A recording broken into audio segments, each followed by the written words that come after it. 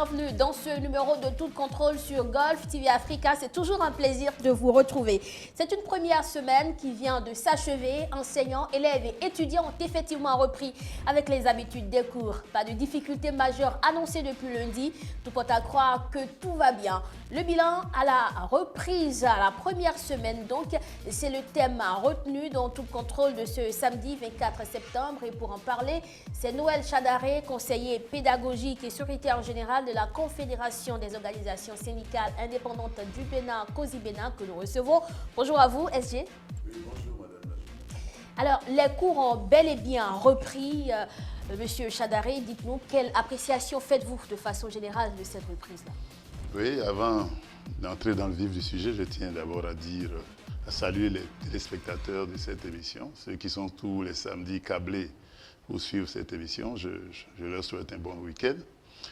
Qu'est-ce que je peux dire de l'appréciation que je fais de cette rentrée? Il faut dire que, bon, habituellement, de façon habituelle, le gouvernement, les diligences ont été faites par le gouvernement pour mettre à disposition des établissements ce qu'il faut, les directions d'école, les enseignants, les primes, etc. Ça, c'est des diligences habituelles et de ce côté, mais c'est une bonne chose, il faut apprécier. Maintenant, le cadre, la période dans laquelle nous avons effectué la rentrée, vous savez, le lundi dernier, mais c'était sous une pluie battante toute la journée à Cotonou que je suis allé dans ma classe de terminale B pour aller communiquer, n'est-ce pas, mon calendrier, mon programme, les heures où on va se rencontrer. Il a plu toute la journée et vous allez voir que les cadres un peu partout, de l'eau partout. Et il y a donc des endroits où les écoles sont sous l'eau, inondées par ici, par là. Donc, d'où la situation, est-ce que les rentrées au mois de septembre sont pertinentes? C'est une période de pluie où partout vous avez de l'eau. Tous les années se suivent et se ressemblent pour notre rentrée. C'est souvent une rentrée à deux vitesses. Il y a des parties où on rentre, il y a des endroits du pays où on effectue la rentrée, mais il y a des endroits où on ne peut pas rentrer à cause de la pluie. Maintenant, que dire des acteurs? Les acteurs même, dans quel état d'esprit ils se trouvent? La majorité des acteurs étant des aspirants, n'est-ce pas, au métier d'enseignant, aussi bien au primaire qu'au secondaire. Eh bien, c'est évident qu'ils n'ont pas le cœur à l'ouvrage. Vous les voyez, mais on a fait un effort. On a dit, bon, on leur donne un mois d'avance, quitte à leur reprendre cela à partir de janvier, fin janvier. Mais des gens qui ont fait 3 mois sans salaire. À partir de juin, vous voyez, ils arrivent certes à l'école, mais ils n'ont pas le cœur à l'ouvrage. Parce qu'ils sont cousus de dettes. 60 000 francs. Gagner ça pendant 9 mois, c'est entre 60 000 et 125 000 francs. Et ça pendant 9 mois. Et puis après, plus rien. Donc, les 60 000, ce qu'on leur donne pour dire, bon, c'est une avance, ça a fondu rapidement comme beurre au soleil. Hein. Donc, ils ne sont pas motivés. C'est ça un peu que je veux dire pour cette rentrée, l'appréciation globale. Les diligences sont faites par le gouvernement. La période n'a pas permis qu'on ait une rentrée sur toute l'étendue du territoire parce qu'il y a de l'eau à des endroits. Les acteurs ont le moral en berne. Le moral est en berne parce qu'ils ne sont pas motivés, ils n'ont pas ce qu'il faut, la majorité des acteurs. Je veux dire parce que ces années. Voilà un peu la situation, donc une appréciation mitigée de cette rentrée qui a démarré un peu caïn avec à deux vitesses parce que des gens n'ont pas commencé effectivement à travailler dans les classes en raison de la situation. D'où la pertinence. Est-ce qu'il faut rentrer toujours au mois de septembre parce que ça fait des années qu'on a commencé et c'est toujours les mêmes problèmes. Il faut réfléchir pour voir est-ce qu'on ne peut pas aller en octobre. Là, il y aura moins de pluie. Avant, on le faisait en octobre et on n'avait pas autant de problèmes. Mais là, c'est septembre et tous les ans, ces années se suivent et se ressemblent dans l'eau par ici, par là. Voilà un peu ce que je peux dire, madame la journaliste.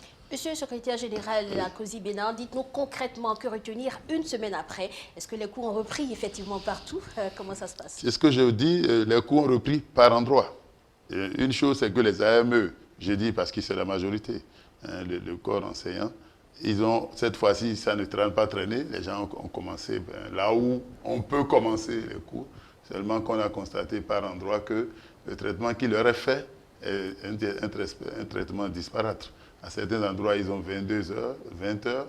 Mais dans les autres départements, même dans le littoral et dans l'Atlantique, vous voyez, on continue de les traiter comme des 28 heures, 26 heures de cours. C'est pénible de pouvoir faire ce travail. Et il est temps qu'on applique effectivement, qu'on respecte effectivement l'arrêté qui fixe le quota horaire, qui a été signé par l'ancien ministre Capo Maounion, et qui fixe à 20 heures et à 22 heures pour les AME. N'est-ce pas? Donc, on ne peut pas les donner au-delà. Tout ça participe à la démotivation. Et on ne le sentira pas maintenant, mais à moyen terme, on verra les impacts négatifs de ce qui se fait. Comme ça, parce qu'on les gère un peu comme... On ne peut pas... Vous voulez gérer une école, vous voulez une offre éducative de qualité, si vous la voulez, vous mettez les moyens, vous mettez les gens dans les meilleures conditions pour faire le travail. Mais s'ils ne sont pas dans les bonnes conditions, qu'ils sont démotivés, ben voilà. Ça fait un problème. Les AME réclamaient également 12 mois sur 12 de paiement de salaire. Ils sont à 9 pour l'instant. Est-ce que les choses ont avancé à ce niveau-là? Mais nous attendons, n'est-ce pas, la décision du maître des horloges. Au Bénin, c'est le chef de l'État qui a prévu que ce soit en novembre qu'on puisse nous appeler avec son équipe gouvernementale pour nous dire, à nous, confédération centrale représentative, à nous dire un peu, et voilà ce que nous pensons faire pour eux, vous avez fait telle doléance. Et donc nous attendons vivement, et de la même manière, on attend aussi qu'on nous dise un peu ce que tout le monde attend, les travailleurs, une augmentation substantielle, n'est-ce pas, des salaires, et une hiérarchisation aussi, même si c'est la question de la hiérarchisation. On ne s'est pas encore attendu, le chef d'État ayant une position qui fait que il n'est pas disposé à hiérarchiser les salaires dans le secteur privé, alors que la cherté de la vie, aujourd'hui, c'est tous les Béninois qui en pâtissent. Et donc le prix du maïs, le prix du kilo de maïs ou le prix de l'huile, hein, le litre d'huile, c'est le même prix pour celui qui est dans le secteur privé formel que celui qui est dans le secteur public. Si on veut augmenter les salaires pour les gens, le secteur public, il ne faut pas laisser libre cours, laisser le patron gérer, avoir un peu la politique de salaire dans son entreprise, parce qu'il peut décider de ne jamais augmenter pour tous les travailleurs, parce qu'on peut les remplacer si facilement. Mais il augmentera seulement pour ceux dont il sait que ceux-là, s'ils s'en vont, ça va être difficile. C'est des cadres d'un certain niveau et donc dont il dépend. Donc c'est un problème dont il faut discuter. On va continuer. On reviendra un peu là-dessus quand vous allez évoluer dans vos questions. Monsieur Chadaré, alors dites-nous quelle est la situation de la promotion 2008? Dans les 2008, c'est un combat que nous avons mené pour qu'il y avait un grand nombre d'entre eux qui avaient des arrêtés interministériels qu'on devait corriger, rectificatifs, et qui traînaient depuis parce que ils se sont scotchés à un salaire, tout simplement parce que l'arrêté de mise en formation n'avait pas été signé. Mais dans les différentes démarches que nous avons eues, finalement, je crois que le ministre des Finances, qui était le dernier, a signé cela, et certains ont déjà cela avec eux. Mais il y a un petit noyau de 19 à qui on a demandé de faire d'apporter des pièces et tout, et donc on a apuré leur carrière, c'est comme ça que c'est le terme qu'ils utilisent, et donc cet apurement de salaire étant fait, avant-hier, j'ai discuté un peu avec le directeur de l'enseignement secondaire et général, qui m'a dit, c'est bon, tout est à la signature, c'est dans les circuits de signature. Donc là aussi, ça va être réglé. C'est pratiquement réglé. Maintenant, il reste les 2008 qui ont été déjà formés, qui ont le BAPES et qui, n'est-ce pas, légitimement aspirent à devenir aussi professeurs certifiés parce que ils veulent évoluer dans la carrière. Il n'y en a pas un plan de carrière dans le secteur de l'enseignement secondaire comme c'était le cas au primaire. On a un plan de carrière qui précise les choses. Et si on n'en a pas, mais légitimement, ils veulent aussi être formés. Donc, on discute, on échange, mais pour le moment, on n'a pas encore trouvé la bonne méthode, la voie qu'il faut. Or, ce qu'ils demandent, c'est 2008 qui ont le BAPES et qu'ils veulent être formés pour avoir le CAPES. C'est pour le bien de notre pays, ce n'est pas eux seuls. Ils ont besoin d'être formés. Parce que ce qui va se passer, il faut que le gouvernement y aille vite, parce que ce qui va se passer, on a mis les quelques professeurs certifiés, 1000 et quelques, 1100 ou 1200, si ma mémoire est bonne, mais qui sont, et les professeurs certifiés et professeurs certifiés. Ces professeurs certifiés qui sont là, c'est nous, nos promotions, n'est-ce pas, vont à la retraite. Et en cette année 2023, cette année scolaire qui va se terminer, mais une grande partie va à la retraite. En 2024, la même chose, et en 2025. Alors l'école d'enseignement secondaire va se vider, n'est-ce pas, dans le secteur public des professeurs certifiés. D'où la nécessité de commencer par parer au plus pressé en leur permettant d'aller à la formation. On échange actuellement là-dessus. On espère que finalement, avec les plaidoyers, enfin les arguments qu'on continue d'avancer, qu'on continuera d'avancer, mais on trouvera une solution pour... Voilà un peu pour la question de 2008, parce que certains sont scotchés au salaire, le même salaire, depuis 2008. Il y en a qui ne sont pas, il y en a qui n'ont même pas un contrat, parce que ils sont un certain nombre. La dernière fois, la mise à fonction, nous, public, nous a donné un chiffre, 500 et quelques. Ils vont régler le problème pour solder carrément ce dossier de gens qui sont de reversement depuis 2008, qui solder cela pour terminer avec ça. On espère que ça va être fait, mais nous continuons dans les coulisses de mettre la pression pour que les choses aillent au mieux pour les 2008. Voilà un peu ce que je peux dire à ce sujet-là. Il y a une autre promotion également, c'est la promotion 2014. Que se passe-t-il à ce niveau-là? Oui, les 2014 et les 2012, vous avez peut-être enjambé. Les 2012 et les 2014 vont aller, n'est-ce pas? Et ici, ils vont se retrouver en formation dans le premier trimestre, dans les congés de fin du premier trimestre, c'est-à-dire les congés de Noël.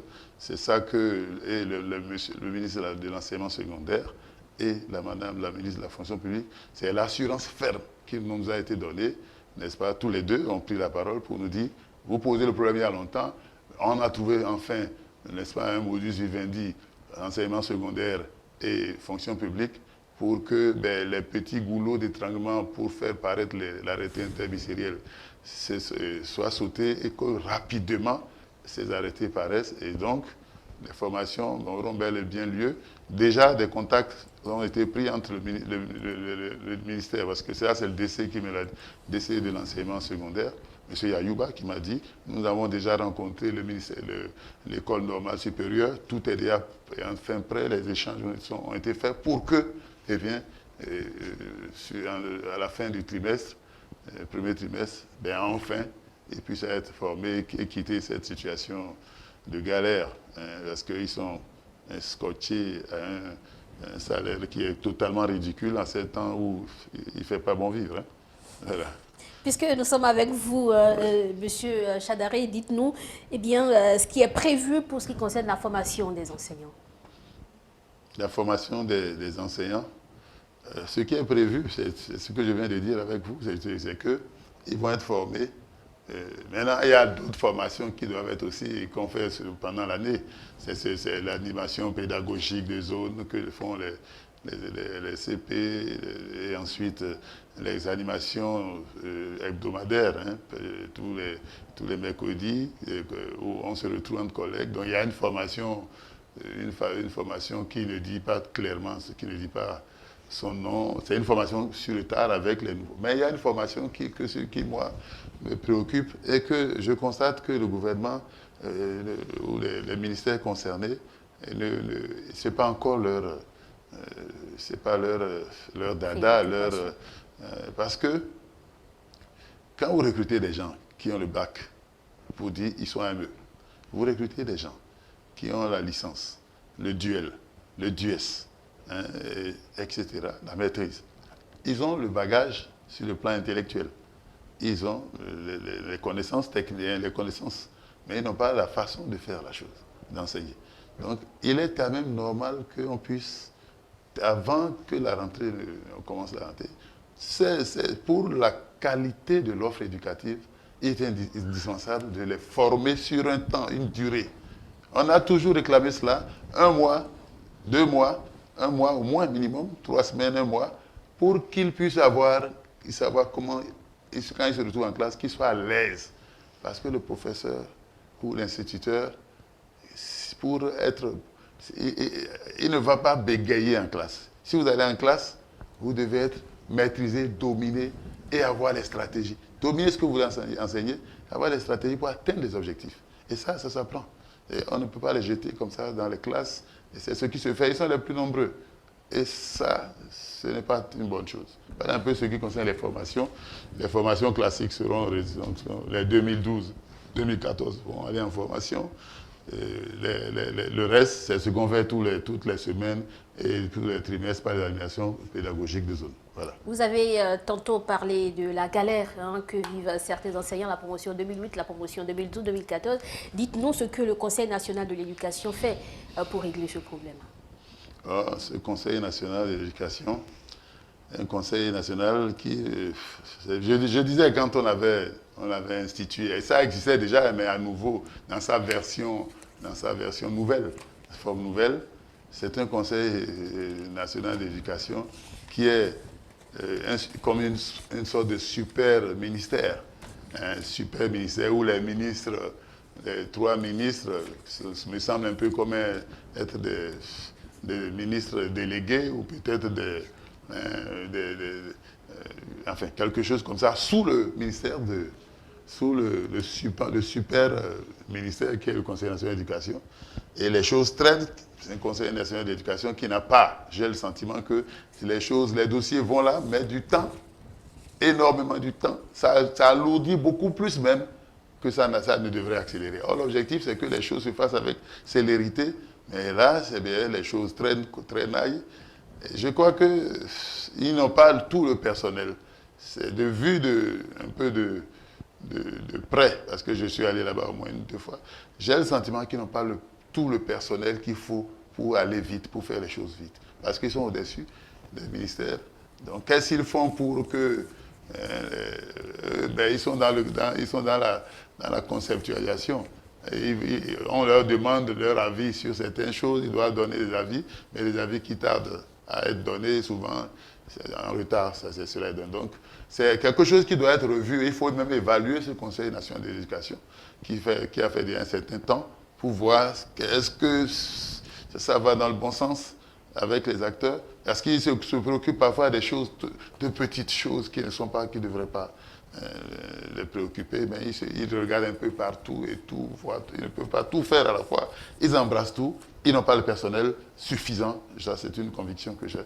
Et donc, il ne faut rien attendre de ce côté-là pour les aspirants, les problèmes de formation, les arrêtés passent là. Ça met du temps aussi. Ça met énormément du temps. Les projets d'arrêtés interministériels. Je suis allé là-bas plusieurs fois, rencontrer à 2 reprises le directeur, M. Guaguidi, Noël, on a le même prénom, mais qui nous a dit on est là-dessus, on est en train.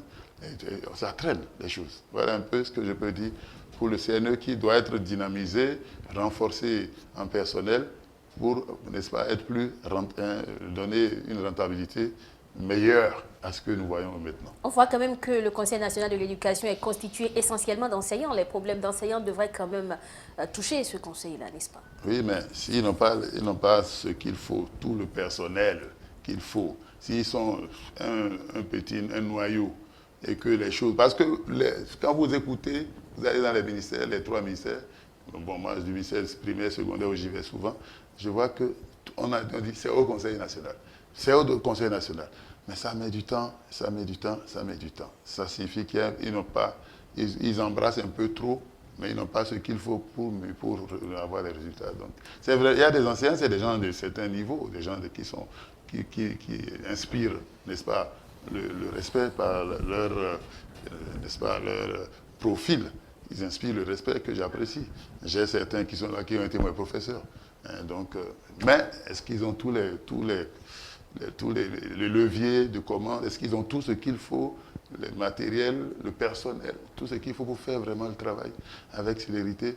Je doute un peu de cela.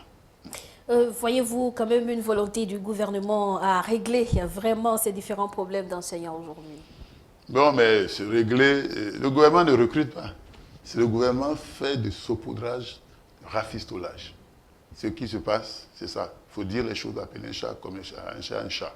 Parce que tous les ans, ouais, on est en train d'instituer un système aspirant. Moi, je ne veux pas dire aspirant parce que je n'ai pas vu ça quelque part. Un système d'aspirants, n'est-ce pas? Les aspirants, tous les ans, on veut encore recruter maintenant. Mais on ne recrute pas des agents de l'État. Depuis que ce gouvernement est là, vous pouvez leur demander, ils ont recruté combien d'agents de santé, combien d'enseignants, combien de professeurs enseignants à l'université, au secondaire, au primaire. Même à l'université, on veut parler d'aspirants. C'est extrêmement grave parce que nous sommes en train d'aller droit dans le décor. Si tous les ans, on doit perpétuer ce système, on le perpétue, c'est bien pour régler de façon conjoncturelle la situation, mais si ça s'inscrit dans la durée, c'est une menace pour les pensions de retraite. Parce que, vous savez, si vous ne recrutez pas, si on ne recrute pas, nous on s'en va, les gens s'en vont, 3 ans, 4 ans. Mais c'est ceux qui sont en activité qui cotisent pour ceux qui sont à la retraite. Et on ne recrute pas. Alors ce qui va arriver, va arriver. On va avoir des problèmes pour payer les pensions. C'est pour ça que chaque fois, la dernière fois qu'on s'est vu au Palais de la République avec le chef d'État, je suis revenu sur la question pour dire il faut recruter. Les aspirants là, on a dit, c'est juste une sorte de préinsertion. C'est comme ça, c'est la lecture que je fais de la façon dont ils entrevoient la chose. Ils sont là en situation de préinsertion sociale. Mais il faut qu'il y ait une perspective pour eux. Quelle est la perspective? Et vont-ils être aspirants ad vitam aeternam toute leur vie? Et après, après avoir sucé l'orange, on va jeter, n'est-ce pas? Non, il faut qu'il y ait une passerelle. Quitter l'aspirant que nous sommes pour devenir, n'est-ce pas, agent de l'État avec un contrat à durée indéterminée, déterminé, voire indéterminé, et se faire une vie de famille. Ils n'ont pas de vie de famille. Vous n'attendez qu'un résultat. Quand on veut, on dit, bon, les résultats, l'année dernière, on a de bons résultats, on aurait pu avoir de meilleurs résultats. Qu'est-ce que vous attendez de quelqu'un qui est dans cet état d'esprit pour aller en classe? Il donne quoi? Il a 28 heures, 26 heures de cours, 30 heures, il est tout fatigué, usé, il doit corriger les copies, il a plusieurs préparations, et il a un salaire misérabilissime dans le temps. Qu'est-ce qu'il peut faire? Vous venez de le dire, c'est une façon de les pré-insérer, n'est-ce pas, une façon également de lutter contre le chômage, de permettre à ces personnes-là d'avoir la main avant d'être recrutées. C'est ça. Et c'est aussi une façon d'éviter que les classes soient sans enseignants du primaire, soit enseignants du secondaire, qu'il y ait des professeurs devant les élèves et tout, des instituteurs devant les élèves et tout. C'est bon, l'aspect positif, ça, c'est qu'on évite de voir nos enfants, ne pas avoir en face aller en classe sans un professeur, sans un instituteur. Mais il faut aller au-delà de ça. C'est ça que je dis. Il faut une perspective pour que ces gens-là puissent... Parce que ce qui se passe, aspirant, mais si vous allez vers les directions départementales de l'enseignement secondaire, ou voire du primaire aussi, vous allez voir, on va faire le point de ceux qui ont démissionné. Il y a des gens qui ne vont pas. Il y a des matières où les gens ne vont pas. Ou bien ils démissionnent en pleine année. Plein de démissions. Et c'est eux qui gardent les classes de seconde, de première, de terminale. Au primaire aussi, ils sont... Mais ils se disent, qu'est-ce qu'on va foutre dans ce truc-là? On nous fait travailler, on surtravaille et on n'est pas bien payé. Ils sont démotivés. Et il y en a qui démissionnent. Donc il faut rendre le métier de l'enseignant attractif. Que ceux qui viennent avec plaisir. Parce que vous pouvez faire un tour, demander à l'école normale combien de gens devenus professeurs, combien de gens veulent être instituteurs. Pour moi, en classe, je demande à mes élèves, dites-moi combien parmi vous veulent être professeur. Mais les doigts sont rares. C'est rare. Vous avez à peine 2 ou 3 doigts sur la trentaine, la quarantaine d'apprenants. C'est ça, la réalité. Voilà un peu. Donc, il faut mettre les moyens, mettre les enseignants dans les conditions meilleures, et vous allez voir qu'on aura un bon résultat. C'est vrai qu'il y a trop de choses pour nos gouvernements, et ils font des choix un peu douloureux, mais l'enseignement doit être la priorité, des priorités, comme le dit un peu la loi sur l'orientation de l'éducation, qui le dit clairement. que c'est la priorité du gouvernement, enfin de notre pays. Voilà. Je crois que vous le disiez tantôt, vous avez rencontré le chef de l'État, vous lui avez parlé de l'Aspirana. Quelles sont les propositions concrètes que vous avez faites en fait au chef de l'État pour que ce secteur-là soit réglé? Parce que l'objectif, c'est sans doute de régler un problème. Vous l'avez également dit. Quelles sont les propositions que vous avez faites pour que ce problème-là soit réglé? Moi, en tant que secrétaire général de la COSI, j'ai dit au chef d'État que l'aspirant, c'est une bonne chose. Ce qu'on a créé là, les aspirants, pour régler ponctuellement, conjoncturellement un problème. Mais que ça ne devrait pas s'éterniser. Ça ne devrait pas s'inscrire dans une durée où c'est devenu pratiquement un corps qui ne se dit pas son nom, encore un aspirant. On ne peut pas former un corps. Donc il faut que ce soit juste une passerelle. 1 an, 2 ans, vous faites, bon, c'est un peu quelque chose comme un service militaire, quelque chose comme ça. 1 an, 2 ans. Bref, après ça, il faut qu'il soit dans le système carrément, dans la durée, qu'il soit recruté dans la durée et qu'il puisse être rassuré que mais ici c'est mon corps, c'est ma fonction, je vais travailler à y rester, je n'ai pas d'autre coin où je vais aller. Or là, ceux-là qui sont là, ils sont dans le système, mais s'ils ont mieux, on a ouvert, on veut recruter les gens pour les classes culturelles, mais bon nombre d'entre eux sont déjà allés là-bas. Mais j'en connais qui sont déjà réussis là-bas, qu'on a choisi d'aller là-bas, parce que sûrement là-bas, ils auront 12 mois sur 12. Ici, l'incertitude du lendemain, ici pour l'AME, dans l'enseignement primaire comme secondaire, étant là, ben, ils préfèrent aller là où il y a une assurance, ils auront 12 mois sur 12. Les classes sportives, ceux qui font les classes sportives ont 12 mois sur 12. Qu'est-ce que les AME, enseignants primaires, secondaires, ont fait pour ne pas avoir 12 mois sur 12? Et il faut réclamer ça comme une obligation, alors qu'ils donnent le meilleur d'eux, on félicite, on apprécie les résultats de l'examen, des fins d'année, mais ils sont des acteurs. Mais quand même, il faut faire un effort pour améliorer leurs conditions. Et on n'a pas besoin de regarder 12 mois sur 12. On a dit novembre, on attend novembre pour voir ce qui va être fait. Nous attendons de pied ferme le gouvernement pour voir s'il va nous dire s'il va continuer encore avec 9 mois sur 9, ou bien il donnera les 12, mais aussi avec une perspective de leur permettre d'entrer. Ils ont déjà fait un concours, ils ont déjà fait un test plutôt, pour être dans la base de données. Ils ont déjà fait un test. Il n'y a plus d'autres choses à faire. Première promotion, ça c'est ce que je propose, la première promotion il y a 3 ans, mais ceux-là, il faut les mettre avec un contrat à durée déterminée, 2 ans, et après un contrat à durée indéterminée. Et les deuxièmes promotions, l'année qui va suivre, ainsi de suite, il faut les insérer progressivement pour qu'ils sortent de la précarité. Ils sont dans la précarité et on ne construit pas quelque chose. On veut une école qui va donner des résultats. On ne peut pas construire quelque chose de solide avec des matériaux précaires. Et parce qu'ils font partie des matériaux. Et il faut des matériaux solides. Il faut avoir, c'est pas avec les choses qui peuvent s'écrouler. Et actuellement, c'est ce qu'on est en train de faire. Il faut donc construire avec l'école, avec des gens qui sont dans les meilleures conditions et qui peuvent donner le meilleur d'eux. Les meilleures conditions, on en a toujours parlé, et les enseignants ont toujours vu leurs conditions un peu plus améliorées chaque fois. Est-ce que à la date d'aujourd'hui, on peut se réjouir d'être enseignant? Moi, je me réjouis d'être enseignant. Moi, je parle pour moi.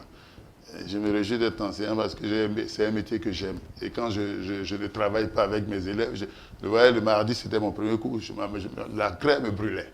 J'avais envie d'avoir la craie, de travailler, de retrouver mes élèves et d'avoir cette chaleur qu'ils me donnent. C'est ça, il n'y a pas mieux que ça pour moi. Mais quand je regarde, aujourd'hui, c'est un métier qui n'attire plus. Les enseignants, ceux-là, dans les conditions dans lesquelles les gens sont, ils ne peuvent pas se réjouir d'aller dans les classes. S'ils avaient mieux, ils iraient. C'est le danger pour le système. Il faut faire de telle manière qu'on dise, je veux aller là, je vais travailler, je me sens bien ici. Moi, j'y suis allé par vocation.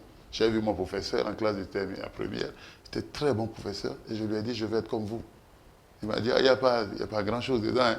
Mais j'ai dit, je vais y aller. Et c'est comme ça que je suis enseignant. voyez. Alors, en qualité de secrétaire général, quelles sont, selon vous, les urgences dans le monde et bien des travailleurs en général? Oui, ça c'est bien parce qu'on a parlé tout le temps des enseignants. Maintenant, là, je suis dans la casquette, je suis avec ma casquette de secrétaire général. Et il y a des urgences et l'urgence, toutes les autres tournent autour d'une. L'urgence, aujourd'hui, c'est, n'est-ce pas, d'augmenter le pouvoir d'achat des travailleurs. Il est totalement faible, il est nul, il n'existe presque pas. Parce que, eh bien, vous voyez les coûts. Aujourd'hui, plus rien, tout ce qui a augmenté là, ne va plus chuter, ne va plus revenir. C'est fini, il faut savoir que l'huile d'arachide, on m'a dit 1700 ou 1600 le kilo, le litre 1300 francs aujourd'hui. 1300 à certains endroits, 1600. Tous les prix là ne vont plus revenir comme il était avant. Donc, il est nécessaire que le gouvernement, conscient de cela, puisse augmenter les salaires de façon substantielle, arrimer le pouvoir d'achat des travailleurs. Parce que le salaire, il permet de pouvoir faire face à ses besoins fondamentaux. Donc, il faut arrimer le salaire, n'est-ce pas, au pouvoir, n'est-ce pas, à la cherté de la vie.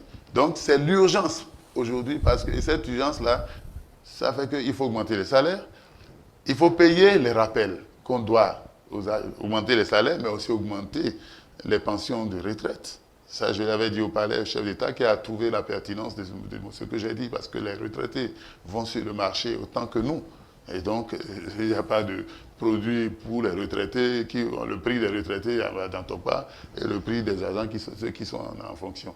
Donc, il faut pour leur pension. Et il y a des dettes qui leur sont dues.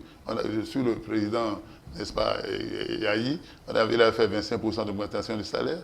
Il y a des gens qui sont à la retraite à qui on doit ça. Et donc, ça fait des rappels qui sont dus. Et aussi, il y a des enseignants qui sont à la retraite parce qu'il y a eu aussi après 25% pour les enseignants. Tout le mois de 2016, de janvier à décembre 2016, on a dû des retraites. On doit aux enseignants cela. Et ensuite, il faut faire de telle sorte que on ne peut plus 2500, l'allocation familiale est totalement ridicule. 2500 aujourd'hui pour nos enfants. On a vu dans d'autres pays, j'ai vu la dernière fois en Côte d'Ivoire, j'ai entendu que c'est passé à 7000 francs. Donc il y a des choses à faire pour que les travailleurs puissent avoir, c'est une urgence, augmenter leur pouvoir d'achat. Donc il faut, n'est-ce pas, faire l'effort de vite annoncer ce qu'on veut faire. Ensuite, la hiérarchisation des salaires. Ça nous tient à cœur à la COSI Bénin. On ne peut pas laisser la liberté au patron de décider de sa politique salariale. Lui seul. Il ne va pas bouger. Le chef d'État dit, il ne va pas bouger. Il bougera pour ceux-là dont il sait qu'ils sont vraiment indispensables. Mais si c'est que il peut remplacer celui-là, s'il fait le bruit, on n'augmente pas, il peut aller ailleurs, je trouverai. Mais il y a des gens qui ne pourra pas trouver aussi facilement. Pour ceux-là, il peut décider d'augmenter. Mais pour les autres, tant qu'il c'est au bon vouloir, n'est-ce pas, du patron.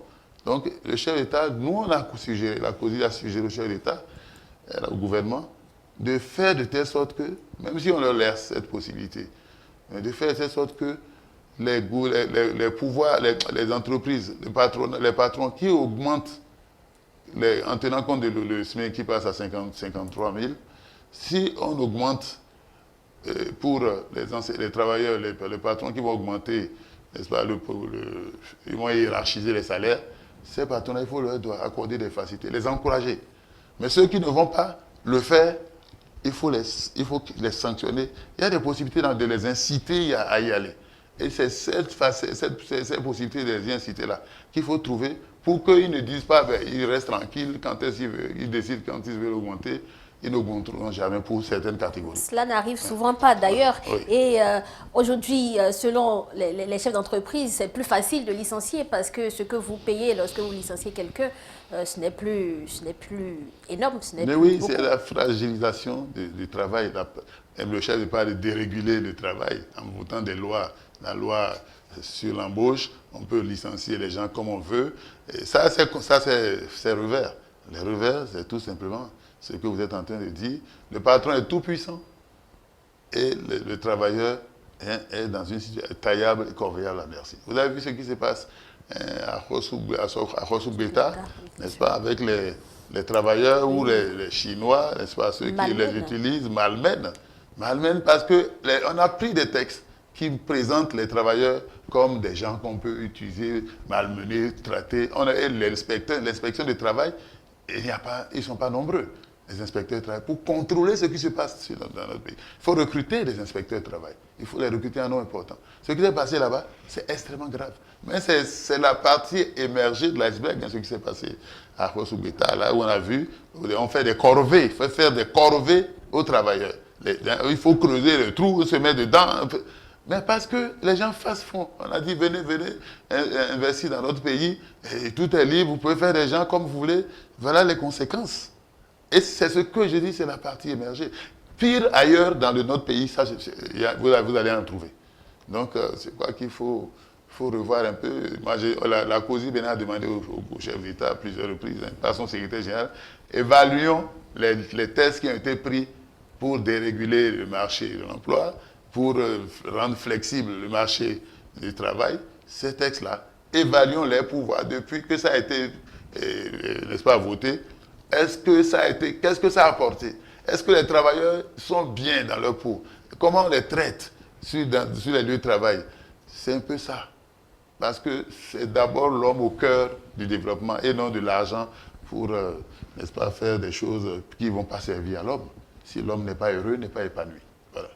Ce qui s'est passé à Khossou-Beta, eux au moins ils ont eu le courage de le dire. Peut-être que ça se passe encore pire ailleurs et les gens n'ont pas la possibilité de dénoncer. Oui. Qu'est-ce qu'il faut faire normalement? Lorsque vous êtes employé dans une société privée, à quel rythme on devrait vous augmenter?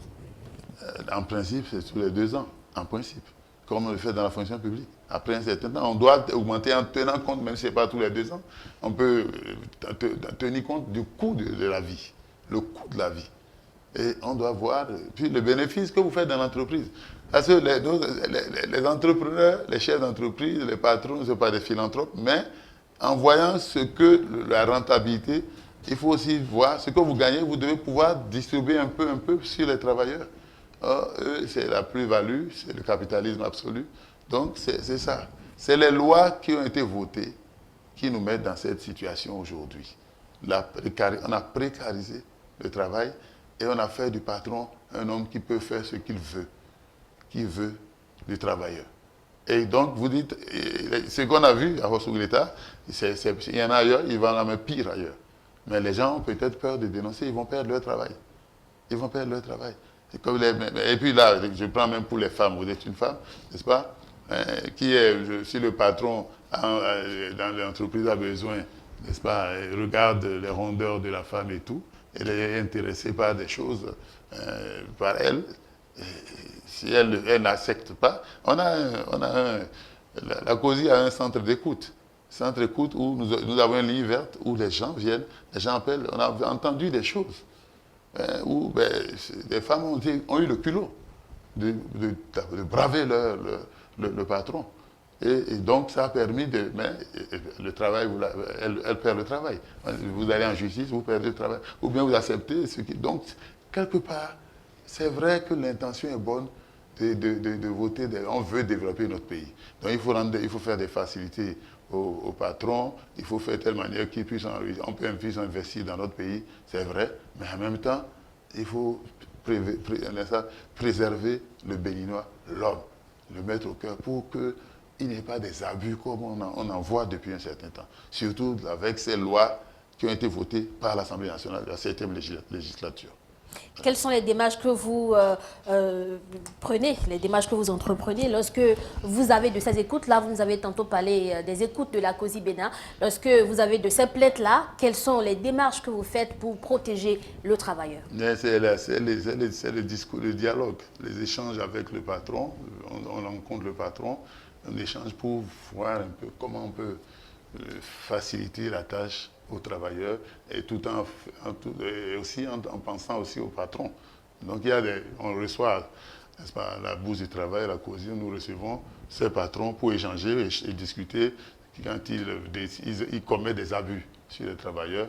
Et on est dans une démarche de conciliation, hein, et pas un nom d'opposition au patron. Mais moi, en tant que confédéral, secrétaire confédéral, quand j'ai une occasion de me retrouver devant les ministres et devant les chefs d'État, j'attire toujours leur attention sur les dérives de ces lois et la nécessité de les relire. Parce qu'il y a beaucoup de dérives et les Béninois ne sont pas épanouis avec ces lois. C'est peut-être que ça apporte de l'argent et tout. Je ne sais pas, il faut faire le bilan pour voir combien d'emplois ont été créés. Bon, combien d'emplois sérieux, parce que la précarité, 3 mois, 4 mois, 1 an, 8 mois de contrat, ce n'est pas encore ça.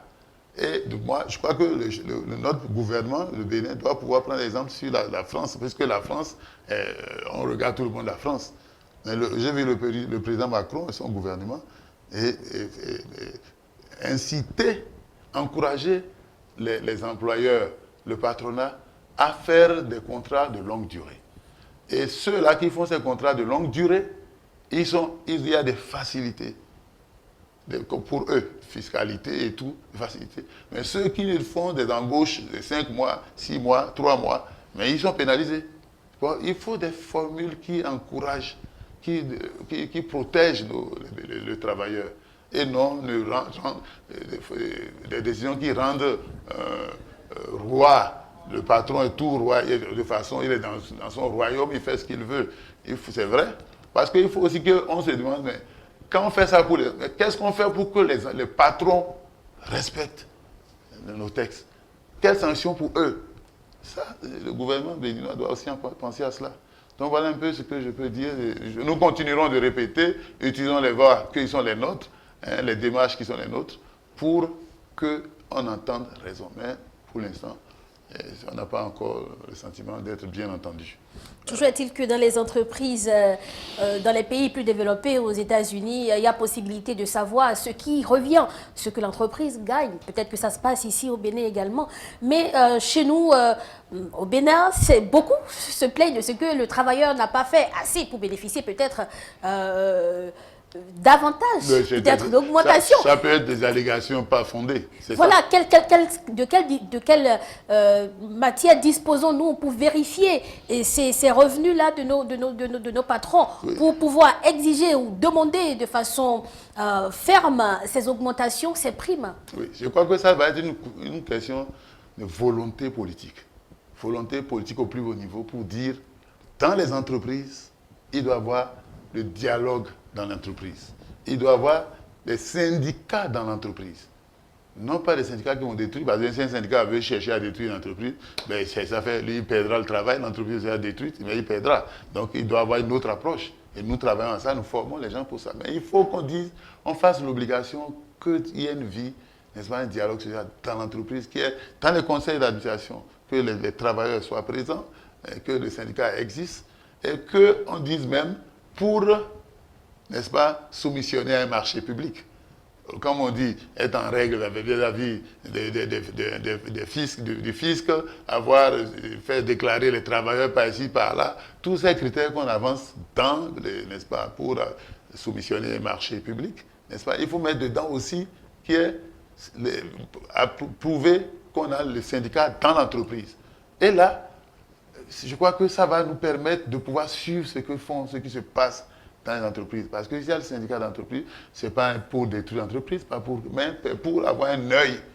Et en ce moment, parce que depuis un moment, ça, nous l'avons dit au chef d'État, hein, dans les conseils d'administration, de plus en plus, on constate que les gens ont commencé par laisser ne plus appeler les syndicats, les représentants des travailleurs. Parce qu'ils se disent, mais ils sont gênants, c'est des gens qui les empêcheurs de tourner en rond.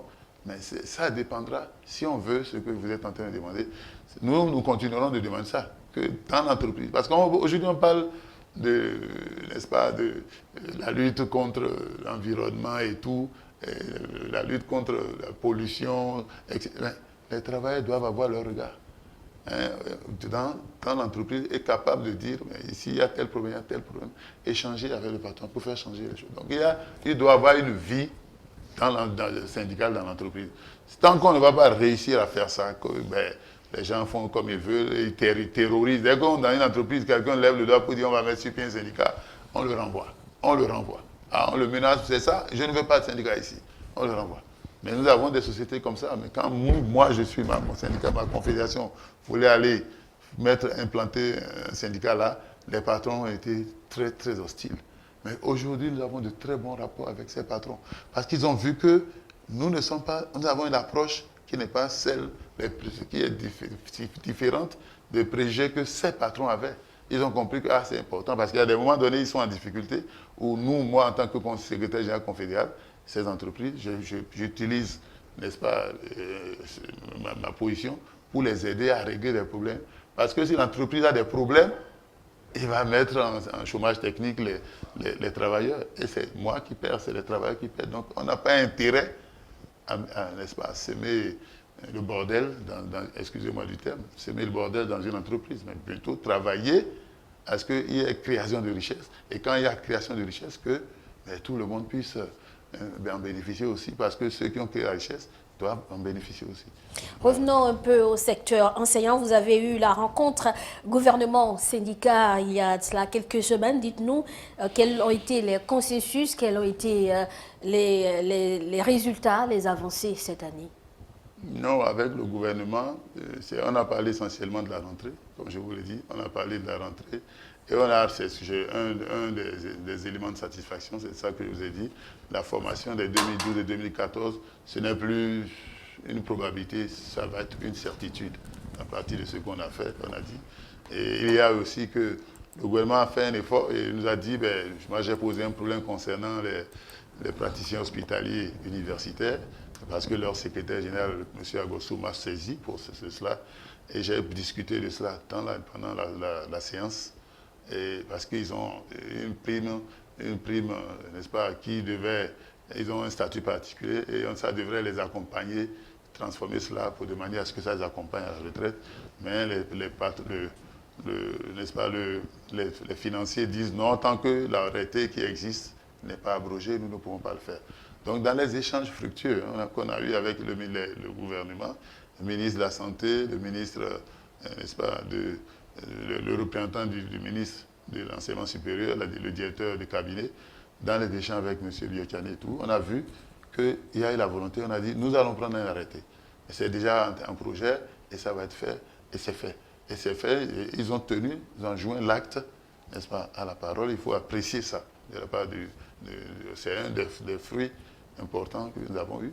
La semaine qui a suivi, ou 2 semaines après, eh bien, on m'a envoyé, n'est-ce pas, l'arrêté, n'est-ce pas, abrogé, n'est-ce pas, la décision qui abroge cet arrêté et qui permet maintenant aux praticiens hospitaliers universitaires qui sont professeurs et qui aussi sont dans le CNHU, n'est-ce pas, d'en jouir. Donc il y a beaucoup de choses, certaines choses qu'on peut dire, on peut apprécier. On a dit les primes des travailleurs, les primes de rentrée sont des primes.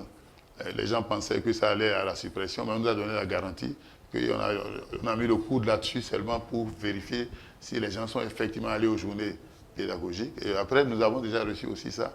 Et donc, il y a de petites avancées, petites choses, mais les grandes choses, ce qu'on attend, nous, et que nous, je ne cesse de marteler, c'est la situation des AME. Il faut les sortir de cette situation de précarité. Donner 12 mois sur 12 et bâtir une passerelle qui leur permet de sortir de cette situation. Ce n'est pas très bon comme non, aspirant. Ça dévalue, c'est péjoratif. Trouver une autre façon de les appeler, c'est péjoratif. Et la passerelle pour quitter, pour ne pas être aspirant à vie. Hein, c'est ça. Voilà un peu ce que je peux dire. Nous tendons vers la fin de cette émission. Nous allons vous demander, hein, secrétaire général, de nous dire ce qu'il faut retenir en bref, votre mot de fin, ce qu'on retient de ces 1 heure passée ensemble. Pour la semaine de rentrée, on retient tout simplement que ça a commencé K1, K1.